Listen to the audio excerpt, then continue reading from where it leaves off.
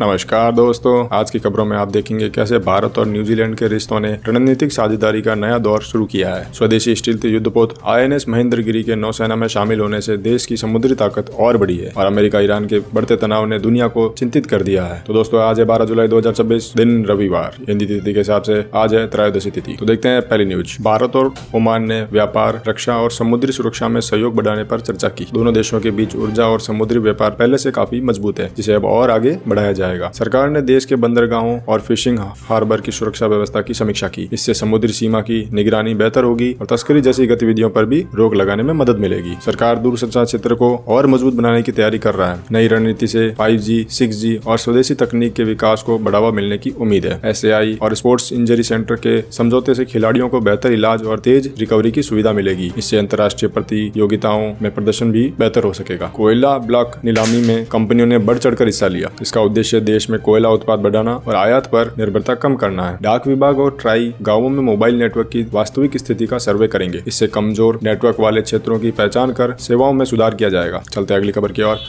भारत और न्यूजीलैंड ने व्यापार, निवेश, सुरक्षा जैसे क्षेत्रों में सहयोग बढ़ाने पर सहमति जताई। दोनों देश इंडो पैसिफिक क्षेत्र में भी साथ मिलकर काम करेंगे। 18 अगस्त को पूरे देश में नशे के खिलाफ जागरूकता अभियान चलाया जाएगा। इसका उद्देश्य युवाओं को नशे से दूर रखना और समाज में जागरूकता बढ़ाना है। भारत और न्यूजीलैंड ने अपने संबंधों को रणनीतिक साझेदारी का दर्जा दिया। इससे दोनों देशों के बीच रक्षा, शिक्षा, कृषि और तकनीक में सहयोग बढ़ेगा। भारत और न्यूजीलैंड ने वर्ष 2030 तक आपसी व्यापार को दोगुना करने का लक्ष्य रखा है। इससे दोनों देशों के कारोबार और निवेश को नई गति मिलेगी। भारत और न्यूजीलैंड आतंकवाद, साइबर अपराध, कट्टरपंथी जैसी चुनौतियों से मिलकर निपटेंगे। इसके लिए एक संयुक्त कार्य समूह बनाया जाएगा। चलते हैं अगली खबर की ओर। विश्व जनसंख्या दिवस पर चढ़ती आबादी और सीमित संसाधनों के बीच संतुलन बनाए रखने का उद्देश्य लिया गया। यह दिवस हर साल 11 जुलाई को मनाया जाता है। दोनों देशों ने रक्षा, व्यापार, शिक्षा और कृषि समेत कई क्षेत्रों में 10 महत्वपूर्ण समझौते किए। इससे दोनों देशों के रिश्ते और मजबूत होंगे। भारत ने न्यूजीलैंड के निवेशकों को इंफ्रास्ट्रक्चर, मैन्युफैक्चरिंग और डिजिटल सेक्टर में निवेश करने का निमंत्रण दिया। भारत दुनिया की सबसे तेजी से बढ़ती अर्थव्यवस्था में शामिल है। नई दिल्ली में लोकनायक जयप्रकाश नारायण के नाम पर सार्वजनिक पुस्तकालय का उद्घाटन किया गया। जयप्रकाश नारायण को लोकनायक के नाम से जाना जाता है और उन्होंने 1974 के जन आंदोलन का नेतृत्व किया था। प्रधानमंत्री मोदी ने न्यूजीलैंड का दौरा पूरा कर भारत वापसी की। इस यात्रा के दौरान दोनों देशों के बीच कई महत्वपूर्ण समझौते और निवेश से जुड़े फैसले हुए। वियतनाम में हुए नौका हादसे पर भारत ने दुख व्यक्त किया। पीड़ित परिवारों के प्रति संवेदना जताई। भारत ने जरूरत पड़ने पर हर संभव सहयोग का भरोसा दिया है। दिल्ली के उपराज्यपाल ने मेट्रो में सफर कर यात्रियों से बातचीत की और सुविधाओं का जायजा लिया। दिल्ली मेट्रो आज दुनिया के सबसे बड़े और आधुनिक मेट्रो नेटवर्क में गिनी जाती है। अमेरिका राष्ट्रपति डोनाल्ड ट्रंप ने ईरान को बड़ी चेतावनी दी और सुरक्षा मामलों पर सख्त रुख दिखाया। इससे पश्चिमी एशिया में तनाव बढ़ने की आशंका बनी हुई है। स्वदेशी तकनीक से बना स्टील युद्धपोत INS महेंद्रगिरी भारतीय नौसेना में शामिल हो गया है। स्टील तकनीक की वजह से इसे दुश्मन के रडार पर पकड़ना काफी मुश्किल है। डॉक्टर जितेंद्र सिंह ने कहा है कि राज्यों को एक दूसरे के अच्छे कार्यों से सीखना चाहिए। इससे योजनाओं का बेहतर क्रियान्वयन और सुशासन को बढ़ावा मिलेगा। सरकार अपसाइक्लिंग और पर्यावरण के अनुकूल वस्त्र उद्योग को बढ़ावा दे रही है। इससे कपड़ा कचरा कम होगा और नए रोजगार के अवसर भी मिलेंगे। भारत और न्यूजीलैंड ने हिंद प्रशांत क्षेत्र में शांति, सुरक्षा और मुक्त समुद्री व्यापार को बढ़ावा देने की सहमति जताई। यह क्षेत्र वैश्विक व्यापार का एक महत्वपूर्ण केंद्र माना जाता है। सरकार गाँवों में मोबाइल नेटवर्क और इंटरनेट सेवाओं को बेहतर बनाने पर काम तेज कर रही है। इससे ऑनलाइन शिक्षा, डिजिटल भुगतान और सरकारी सेवाएं लोगों तक आसानी से पहुंच सकेगी। तो दोस्तों, ये थी अब तक की अहम न्यूज। कल फिर मिलेंगे इसी समय। तब तक के लिए जय हिंद, वंदे मातरम।